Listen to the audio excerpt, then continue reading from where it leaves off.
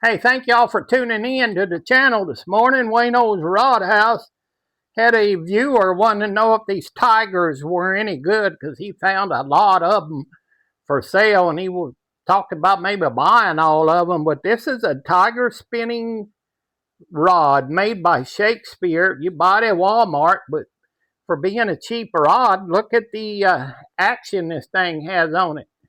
It's got pretty good action for a cheap rod. I hope y'all could see that. Reel that thing in a little more. And there you go. There's your action. That thing's bent pretty good. It'll pull my airbrush compressor over. But you got a pretty good bend to it. I hope y'all can see it.